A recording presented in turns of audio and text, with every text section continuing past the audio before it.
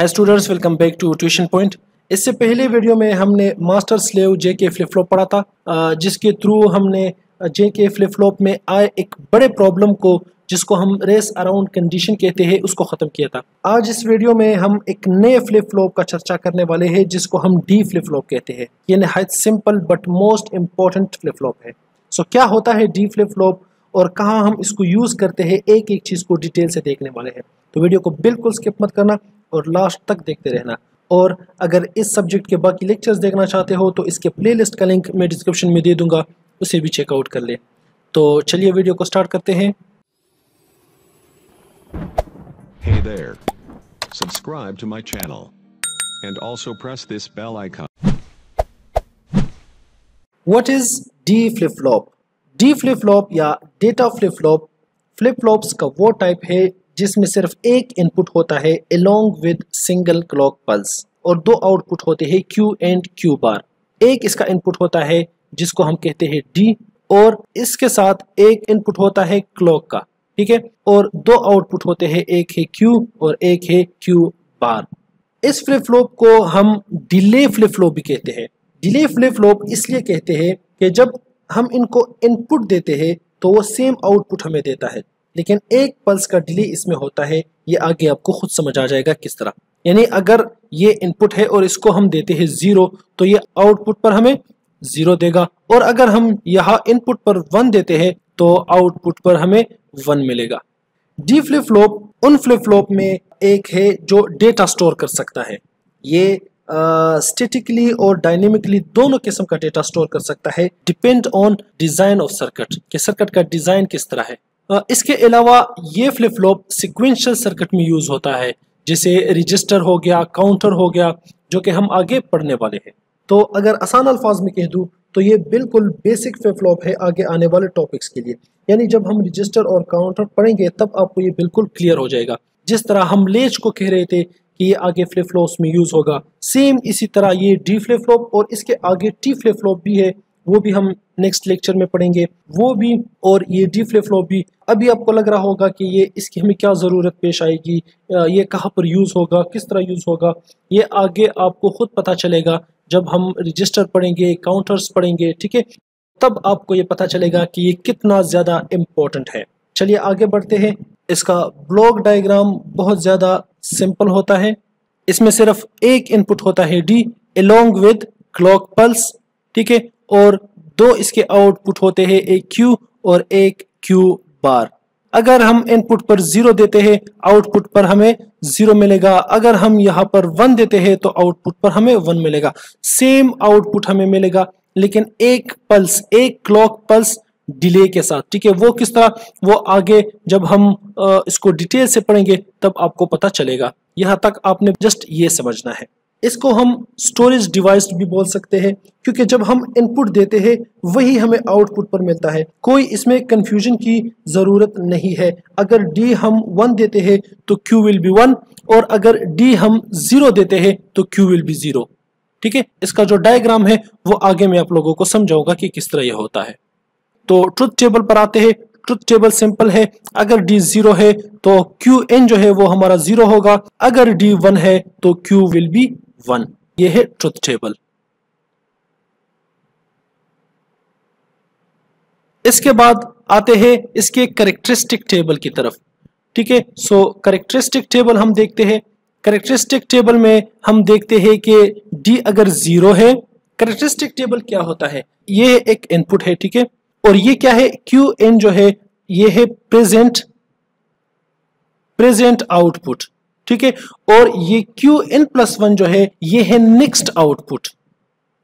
For example ये मौजूदा जो इनपुट है वो अगर 0 है, ठीक है, और हमने इनपुट 0 दिया तो हमारा जो नेक्स्ट आउटपुट है वो क्या होगा।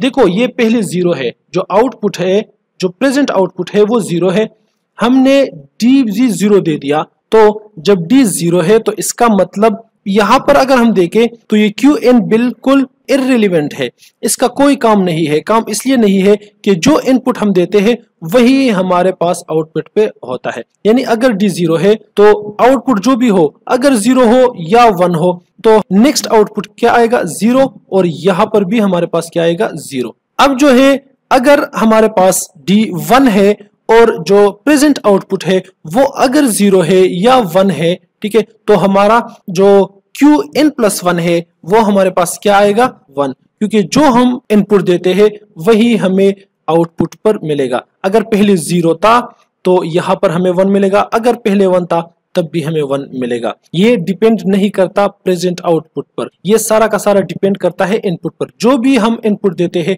वही हमारा जो नेक्स्ट आउटपुट है वही आएगा। ठीक है, इसकी आपको समझ आ गई। नेक्स्ट हम आते हैं इसके एक्साइटेशन टेबल पर। एक्साइटेशन टेबल थोड़ा डिफरेंट है कैरेक्टरिस्टिक टेबल से। ये इसका इनपुट है, ठीक है, ये बेसिकली इसका इनपुट है जो हमने फाइंड करना है, और ये दोनों क्या है, ये दोनों क्या है, ये आउटपुट है। लेकिन ये क्या है, ये प्रेजेंट आउटपुट है और ये हमारा नेक्स्ट आउटपुट है। तो अब हम इसको किस तरह देखेंगे। अब देखो दो आउटपुट है तो इसके पॉसिबल वैल्यूज होंगे, कितने होंगे, 4। तो चलिए 0 1 0 0 0 1 1 0 और 1 1, ठीक है, 4 पॉसिबिलिटी आ गई। अब हम क्या देखेंगे यहाँ पर एक्साइटेशन टेबल में, हम ये देखते हैं कि अगर प्रेजेंट आउटपुट 0 है और नेक्स्ट आउटपुट भी हमें 0 ही चाहिए, तो हम इनपुट डी की वैल्यू क्या दे। तो डी की वैल्यू हम क्या देंगे कि हमारा जो नेक्स्ट आउटपुट है वो 0 आ जाए, तो ऑब्वियसली हम इसको क्या देंगे, 0 ही देंगे। सेम इसी तरह ये जो दूसरा सिनारियो है उसमें क्या कहता है कि जो प्रेजेंट आउटपुट है वो 0 है, लेकिन नेक्स्ट आउटपुट हमने क्या चाहिए, हमें 1 चाहिए। तो हम डी की वैल्यू क्या दे, तो ऑब्वियसली डी की वैल्यू हम 1 देंगे, तभी हमारे पास जो आउटपुट है वो 1 आएगा। सेम इसी तरह यहाँ पर अगर 1 है और नेक्स्ट आउटपुट हमें 0 चाहिए तो यहाँ पर हम 0 देंगे, और अगर Qn जो है, जो मौजूदा आउटपुट है वो अगर 1 है और नेक्स्ट आउटपुट हमें 1 चाहिए तो यहाँ पर हम 1 देंगे। इस तरह भी ये फाइंड हो सकता है, और अगर आप इस तरह फाइंड नहीं कर सकते तो आप इसको इस तरह भी देख सकते हैं। चलिए वो भी मैं समझाता हूँ। तो यहाँ पर क्या है, 0 0 है, तो यहाँ पर भी आप देखोगे 0 0 0 0 के लिए डी की वैल्यू क्या है, 0 है। और दूसरा क्या है 0 1, तो 0 1 के लिए डी की वैल्यू क्या है, 1। और अगर 1 0 को देख ले तो 1 0 के लिए डी की वैल्यू क्या है, 0, वो भी ओके हो गया। और लास्ट में 1 1 आप देख लो तो 1 1 के लिए डी की वैल्यू क्या है, 1। तो इस तरह भी आप इसको फाइंड कर सकते हैं। ये क्या है, ये अब एक्साइटेशन टेबल है, excitation table of D flip flop. तो ये आप कैरेक्टरिस्टिक टेबल और एक्साइटेशन टेबल इस तरह फाइंड कर सकते हैं। बहुत ज्यादा सिंपल है, कोई इसमें कंफ्यूजन की जरूरत नहीं है। इसके बाद हम आते हैं इसके डायग्राम है, लॉजिकल गेट्स का जो डायग्राम है उसकी तरफ आते हैं। तो इसमें अब देखो एक इनपुट है लेकिन यहाँ पर 2 इनपुट्स है, तो इसको हम किस तरह लगाएंगे। देखो बहुत ज्यादा सिंपल है, कोई कंफ्यूजन नहीं है। ये फॉर एग्जांपल गेट ए है और ये बी है। अब इन दोनों गेट्स को हम एक इनपुट के साथ कनेक्ट करेंगे, लेकिन हम इसको इस तरह कनेक्ट नहीं कर सकते कि डायरेक्ट कनेक्ट कर ले, इसको नॉट गेट के थ्रू हम कनेक्ट करेंगे। तो ये हो जाएगा नॉट गेट, यानी गेट ए को अगर हम 0 इनपुट दे तो यहाँ पर ऑटोमेटिकली गेट बी को 1 इनपुट मिलेगा, और अगर गेट ए को हम इनपुट 1 देते हैं तो यहाँ पर ऑटोमेटिकली गेट बी को 0 इनपुट मिलेगा इस नॉट गेट के वजह से। और ये जो है ये इसका ये क्लॉक पल्स वाला इनपुट है, ठीक है। तो चलिए अब इसको सॉल्व भी करते हैं कि किस तरह हमारे इनपुट से वही सेम आउटपुट आता है या नहीं आता। तो चलिए इसको सॉल्व करते हैं। सबसे पहले मैं देता हूं 0, ठीक है। मैंने यहाँ पर इनपुट क्या दिया, 0। ये क्लॉक 1 होगा ऑब्वियसली, क्योंकि 0 पर ये फिर काम नहीं करता। तो ये 0 नीचे आके यहाँ पर मुझे क्या मिलेगा, 1, और ये 1 इस गेट बी का इनपुट होगा। यहाँ पर एक इनपुट मेरा 0 है तो ऑब्वियसली यहाँ पर मुझे मिलेगा 1, और यहाँ पर दोनों इनपुट्स 1 1 है तो यहाँ पर मुझे मिलेगा 0, ठीक है। अब ये सिंपल लेच है, क्या है, एसआर लेच। मैं इसको डायरेक्ट भी कर सकता हूं और स्टेप बाय स्टेप भी कर सकता हूं। जब भी लेच में 1 0 एंटर होते हैं तो हमारा आउटपुट जो है वो 0 यहाँ पर आता है, यहाँ पर जो Q है वो यहाँ पर 0 आता है।